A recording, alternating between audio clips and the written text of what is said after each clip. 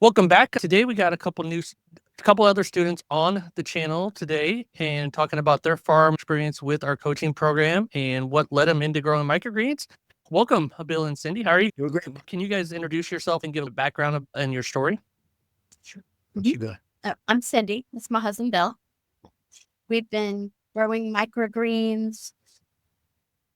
Since January. We grew them for health reasons. Needed lots of good nutrition, and microgreens are just a great option to offer that. And then, Nice. then we decided that we Officially started the business in January 2024 and been growing ever since.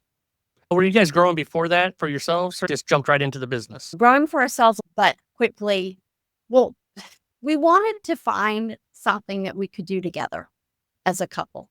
And when we started learning more about microgreens and realized the importance of good food, it became a no-brainer that we should try to do this to make a profit off of, but helping people all at the same time. You got interested because of the health benefits, right? Yeah. That is And decided to go into it for business in January 2024, which we started January 2021. Seems like that's the time frame everybody starts something new and gets going, right? For ourselves in 2023, and we thought it was fun. It wasn't too difficult. 10-day grow time makes things easy to learn and try again and keep growing. So we started off with an 8x8 grow tent and one rack. And it presented some interesting challenges. You still got to manage the humidity and temperature and all of that. And so we took it out of the tent and started growing. I think we added another rack using the whole thing. People are interested in what we were doing as well. So we thought, well, maybe we can make this into something that would be helpful for others, as helpful for ourselves.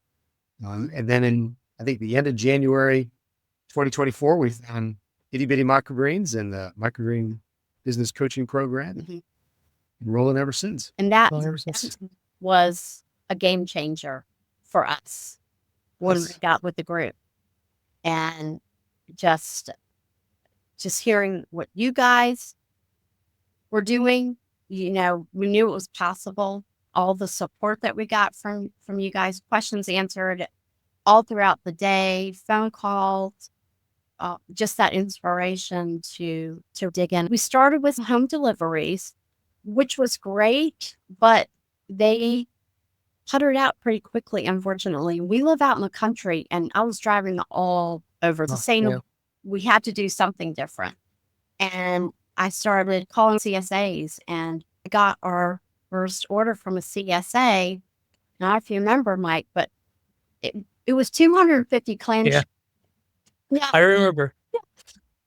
Like we were doing that at that point, and it's not that big now, but it's like, oh my gosh, what are we gonna do? So we hopped on a call with both you and Jessica, and you walked us through it. That was huge for us. Our first big customer. It was game changing to know we could do it with your clients. How did you end up getting that order? That's a big jump, a few home deliveries, all of a sudden you get a 250 clamshell order from a CSA. Was that something you were going after or just kind of fell in your lap? I went after it. So Okay. I know we're going to talk about restaurants in a few minutes, and that really is where we are, our focus is now. But I was terrified to do restaurants, so I was going to find everything else I could before restaurants. That was my motivation, and I Googled CSAs in my area and started calling around. I got 2 CSAs through that. The first one was the 250 clamshells. And I talked to the guy one day, and the next day I went and brought our fresh sheet to show him what he could pick from, and he gave me an order on the spot. The other came from talking to one farm, wasn't a real CSA, but he was able to connect me to another CSA, got my foot in the door. Once they've been a consistent customer since the beginning. Somebody knows somebody else. Advice to folks getting into it is we've experienced a welcoming community of growers, restaurants, and CSAs. And, if they see that you're very genuine and you've got a good product and you're trying to grow your business and offer quality microgreen product, they're willing to help and direct you in other areas. Go out and keep meeting people. Keep those connections. Connections, you can grow Yeah. the best, most beautiful product. If you don't have connections, you're in trouble. You're not going to Right. be in business long. Exactly. At all. Right. So Right. that's an amazing story because I remember that time when you guys like, hey, we need help. Can you get on a call with us? And we're like, Yeah. sure. Here's a link. Let's talk about it. Mhm. Glad we can help you out with that. It's been good for you guys. Yeah, we were pretty nervous. We went from like rack and a half. We had to buy 4 racks and a bunch of get on to Bootstrap Farmer and a whole. And then, It was stressful. but it proved that we could do this. It was stressful at first, but then Mhm. we're like, it's planting, watering, and harvesting on a bigger scale. But we get All it the done. same. Once you get into that rhythm, Yeah. it's just part of what you do. It's not a big deal anymore. It just And feels like that's what you've always done. that Any big challenges you faced in the first few months of starting your business? When we were first growing, I was frustrated. We had peas, sunflower, broccoli, and radish. Starting out with the sort of the basic 4. We're having a lot of mold problems with the sunflower, Mm. preventing us from feeling really confident to really go out. This is before the CSA and do it. And we were following procedures we learned online and from courses that we had taken. And then I think once we had gotten in with you guys and we had great conversations with you in the group, we realized, okay, look, there's some things I'm doing differently from growing my sunflower. I need to, not check them every day when they're in germination, which allows. Yeah. So from a crop perspective, that was probably the biggest concern at the time. It was mental. Can we make this work? The encouragement from you and others in the group helped us give it a try.